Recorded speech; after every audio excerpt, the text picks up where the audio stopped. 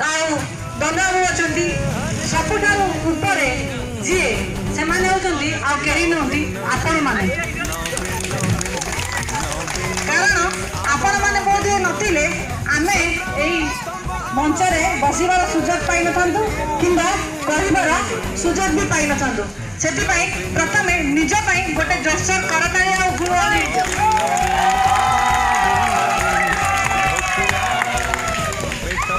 आम गहन भी अच्छा स्नेहांजलि महांती जी की महिला कमिशन सदस्य अच्छा और विजु महिला जनता दल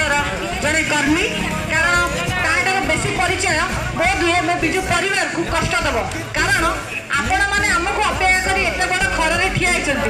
आपण मैंने तो आम ठार बड़ आम आपण तुलन में किसी नुहे कारण आपण मैंने जड़े जड़े सरकारी कर्मी जहाद्वारा आम आज ये पहुँचीचु आसिक सभा करूँ कारण जदि आपण मैंने आसिक एकत्रित हो न था विजु परिवार को एकाठी कर आम ये कहबार सुजोग भी पाई न था महिला सशक्तिकरण उदाहरण बोध ए मंच देवा उचित कारण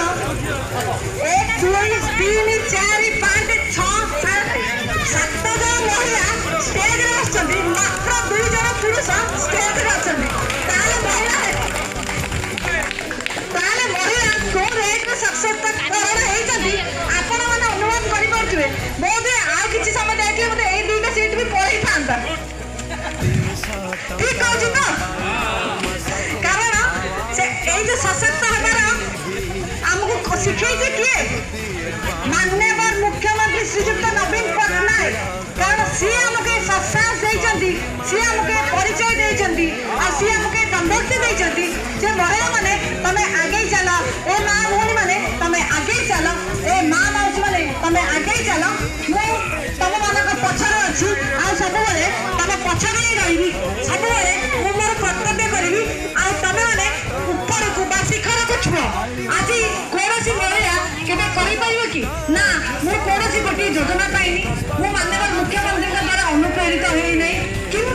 माननीय मुख्यमंत्री मो परिवार हो कि मो पिला हो कि मो समाज किसी करना किए जड़े आपण मान भर ये उपस्थित अच्छा हाथ टेकी कहींपर कि ना कारण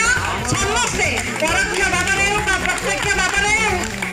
माननीय मुख्यमंत्री नवीन पट्टनायक द्वारा कौन ना कौन बाटरे उपकृत होती ठीक